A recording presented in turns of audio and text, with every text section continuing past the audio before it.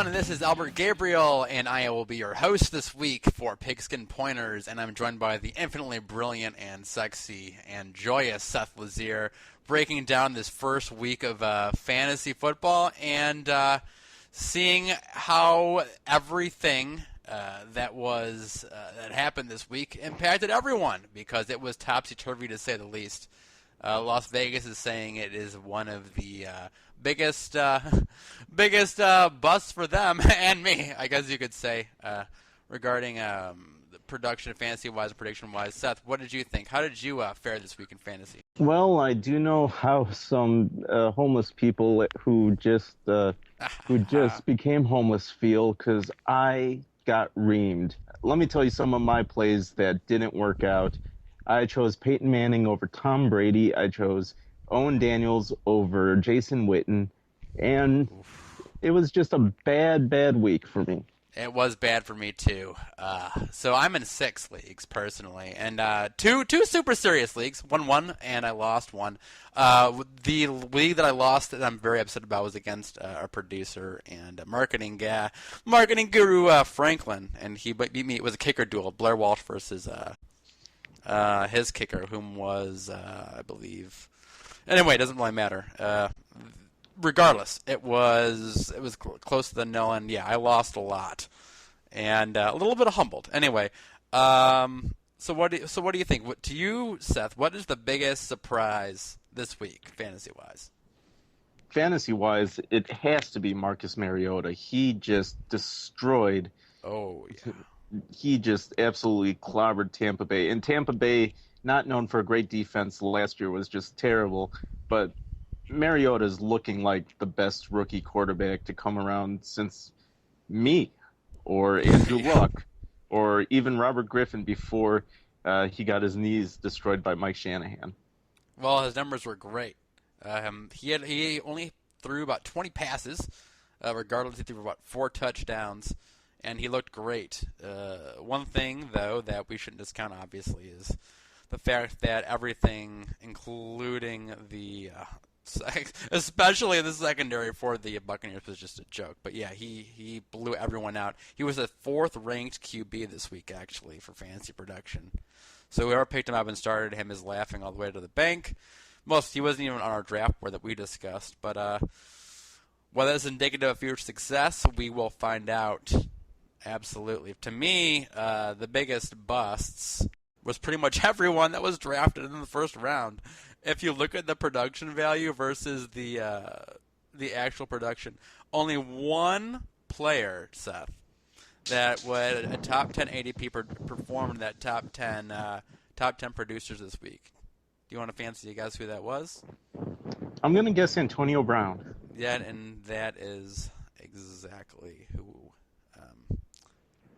it was. Yeah, it was very interesting. It was very interesting. Only because of a garbage time touchdown. Yeah, and I watched that game religiously, taking thorough notes, and the stats were not necessarily indicative of his production, but he definitely produced in the fantasy aspect. Moving on to our next segment, so to speak.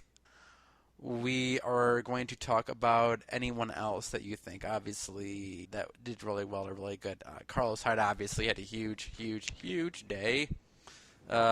Mostly attributed to some coaching, and obviously to the injury of Reggie Bush, who might have suffered a career-ending injury. Who knows? I don't know. What do you think? Let's hope not. I do not wish injury on anybody who is not in the NFC North and not on the Packers. So totally not. Yeah. Well, I wish Packers stay completely healthy.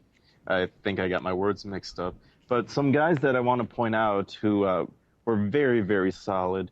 Travis Kelce, of course, he is a top tight end, and he proved it with a big game. Yeah. Then you got a guy who was in the first-round pick, Matt Forte, 141 rushing yards. Austin Seferian-Jenkins had a huge game, even though they got destroyed by Tennessee. And Julio Jones, if he's not the number 1 receiver going into next week, then you are not a fantasy football player. Yeah, I agree. He is the unquestionable leader going into next week. Seferian-Jenkins had a huge game despite the horrific loss, obviously.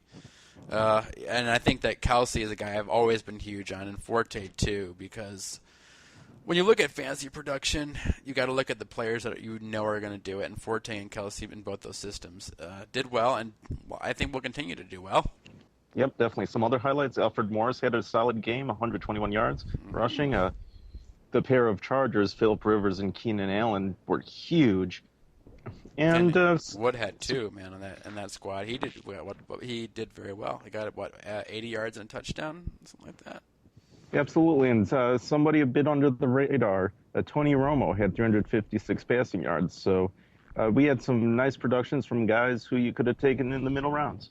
Yeah, totally, and I don't want to discount Romo's drive to the end zone at the end of that Giants game. That was a lot of calculation. He showed great leadership, and he paid dividends there. That was a 10-point drive, easy. So. Oh, of course. It was really sexy. If only he could do it in January, then he wouldn't have to live the curse of Jessica Simpson. Exactly. Was it transmitted sexually? Is it a soul curse? Who knows? Well, only one way to find out. Yep, it was transmitted musically, I believe. So I'm not gonna go dirty on this podcast since we do have a young audience. Absolutely. Yes. To say that the music corrupted perhaps his ability to close out the deal. You can take that any way you want. Anyway, we'll talk about injuries this week, which there were some significant ones, especially to those poor souls that took Dez Bryant in the first round. Me included. I am going to be dreading the waiver wire after the next few weeks. So I got Dez Bryant. This is how bad my team is. Dez Bryant, Todd Gurley, and Le'Veon Bell in one of my leagues. So I am not doing well in terms of starters. For the second week at least. You're looking pretty rough in that regard.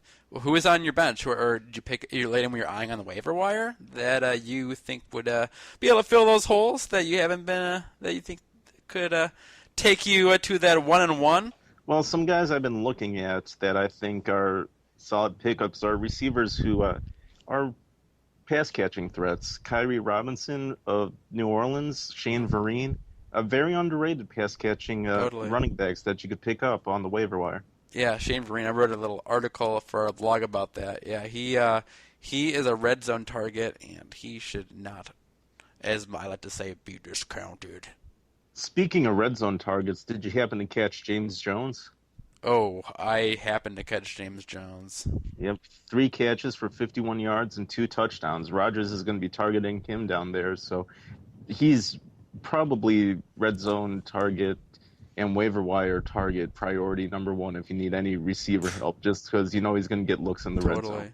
And do you know how many traditional fantasy points he scored? It was definitely in the realm of 20 plus. I believe it 3 catches, 51 yards, 2 touchdowns, about 20 points. If we go with a point per reception, 10 yards is a point and 6 points for a touchdown. So around 20.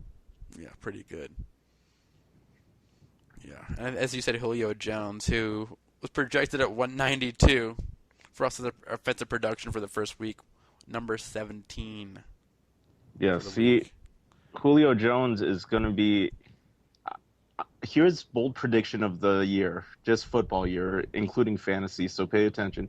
Julio Jones will push towards Calvin Johnson's receiving yards record this year. I agree. I think that he definitely could push that.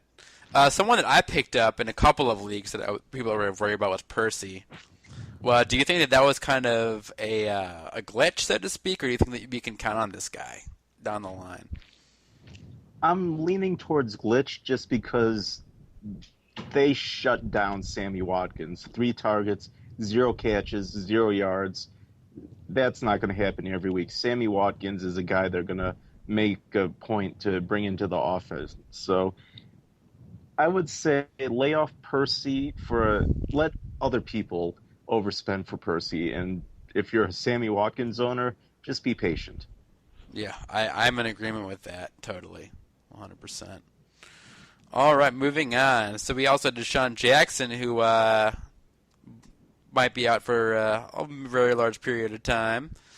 And there's also some rumors out there for injuries. Have you read anything regarding anyone that might not be producing this next week? Because I have been reading some things.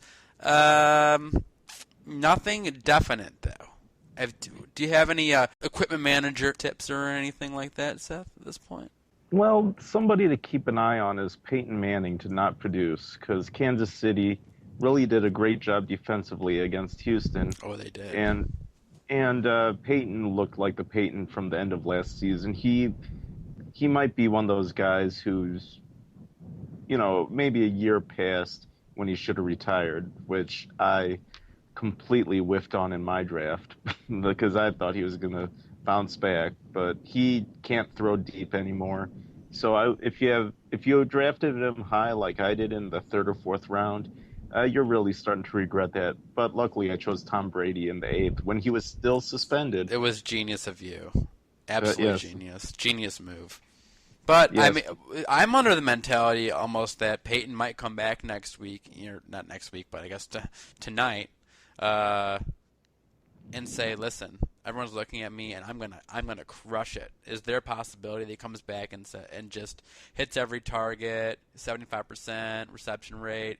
30 fantasy points. Is there any chance that he can bounce back, or are you just saying that he's burned out at this point? Well, there's always a chance because, Demaryius Thomas is Demaryius Thomas. He could always a threat for 150 yards and 2 touchdowns. Mm-hmm. But to be honest, he doesn't have the weapons that he used to have because Julius Thomas is gone. The running game is back to being in shambles. So I'm leaning more towards Peyton, at least for tonight, to not have a throwback game. Yeah, I think that he might actually do pretty well. I think that he might, but it's going to be a tough matchup. That is for sure. Kansas City, and they definitely didn't give the Texans an easy game last week, and I don't expect them to give the Broncos an easy one either. So waiver wire wise, obviously, we want to look at that. Most people in this week probably have picked, the obvious targets. But is there anyone deep, Seth, that you want to pick up that you want to mention that most managers might have overlooked? Nick Foles had a really good game. Hell yes, Seattle. He did. So if you're looking for a good quarterback, this early, if you're looking for a quarterback, you're in serious deep trouble. But Nick Foles is a solid pick. Bishop Sankey is always he's the number one running back in Tennessee, so definitely check him out. And someone you should definitely look out for is Lance Dunbar also for Dallas. He might not be available, but who knows? And the guy I really think you should check out is Mark Ingram is a high pick. We're talking waiver wires. I'm going to go Pierre Garcon, the Washington receiver. He had 74 yards, but with DeSean being injured, he's definitely going to get more looks by a very subpar quarterback, so he's going to go to his main target.